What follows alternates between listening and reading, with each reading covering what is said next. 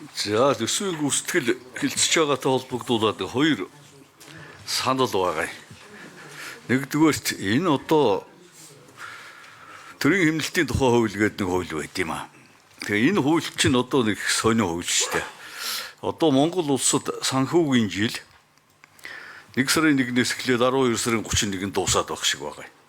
Тэгэхээр энэ хуулийн дээр энэ төрийн хэмнэлтийн хуулийн дээр одоо энэ тендертэй холбоотой асуудлыг 5 сарын 31-ээр гэрээ байгуулаг бол таслаа хийчихэж байгаа. За 5 сарын 31-ээр дуусаад хамгийн гайхалтай нь энэ хуулинд бас нэг заалт яваад байна. Одоо манай сангийн яамныхан энэ дээр бас анхаарах ёстой. Иннээс энэ тендерээс хэмнэсэн мөнгийг зарцуулж болохгүй гэсэн заалттай агуулгаараа. Тэгэхээр тэр мөнгийг одоо яах ёстой юм? Яагаад 5 сарын 31-нд бүх юм ингээд хаагаа ичдэг юм? Эннээс болоод ер нь одоо хөрөнгө оруулалт ялангуяа энэ хоног төхөөрөмжийн хөрөнгө оруулалтандаар бол их охирол гарч байгаа маа.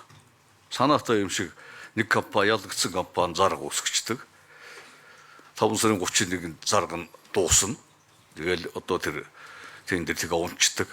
Тэгэхээр энэ төсвийн энэ төрийн хэмнэлтийн хуулийг бол яг энэ заалтандаар анхаарч энэ санхүүгийнхаа жилдээ ялангуяа энэ барилга байгууламжаас бусад хэсэг дээр бол бүтэн жил энэ тендер сонгон шалгаруулалт энэ процесс явдаг болгож хийхгүй болвол энд бол олон байгууллага охирч байгаа. Бодтой жишээнүүд одоо байдаг.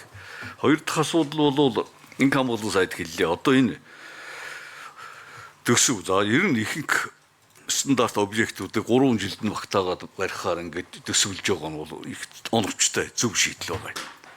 Гэтэл 3 жилд нь багтаагаад үүнийг баг нуглаад өсгчдөг энэ арга барил яваад байгаа нь. Одоо тэгээ энэ үчин аудит манай аудит хийхэ болж байгаа маань ерөнхий газар маань тийм ээ татгалзаж байгаа юм байна. Тэгэхээр энэ юунаас болоод үн өсөв. Энэ үн өсөлтийн энэ механизм яваад байгаа шүү дээ. Энэ чинь барилгын хөгжлийн төвөөр ч юм уу одоо ямар нэгэн хөгжлийн төвөөс гаргаж ирээл тэгэл сангийн ямаар оруулаад ингэж явсаар байгаад үнийг ерөөсө хамаагүй өсгөө ичдэг. Эннийг зогсооход хамгийн үүрэг гүйцэтгэх газар бол би бас сангийн яам гэж бодоод байгаа. Сангийн яам. Ингэж сангийн яам энэ дээр одоо хяналт тавьж хязгаарлаж чадвал одоо ч аудит хянахгүй юм чинь энэ үн өсгдөг механизм, энэ технологи улам боловсронгуй болдог, улам сар хүрээтэй болдог ийм явдал болоод байгаа маа. Эннийг одоо сангийн яам анхаарч дараагийн асуудалдаар их анхаармаа. За 3 дахь асуудал бол сая аудитын дүгнэлтэн дээр гарч шít ингээд яг одоо ингээд үнэлээд дүгнээд ингээд үзэхээр шалгуур үзүүлэлтүүд тодорхой биш хэмжих аргагүй юм байгаад байдаг. Энэ дээр одоо манай их хурл одоо манай банкны хороо хариуцах асуудлаар анхаарч ажилламаар байгаа. 26 оны улсын хөгжлийн төлөвлөгөөнөөс эхлээд манай одоо их хурлын зарим гишүүд санаачлаг гаргаад энэ одоо шалгуур үзүүлэлт бол тодорхой болгох нэлийн асуудлуудыг бол тод том руу одоо хэмжиж болдог болгоо явж байгаа юм. Тэгээ тэрнээс өмнөх жолоо 24 оных чинь бол шалгуур үзүүлэлтийн тодорхой бусаас болоод аудитыг дүгнэлт хийхэд хэцүү байдалд үүсгэж байгаа явдал бол их хурл өөрөө буруутай байгаа юм.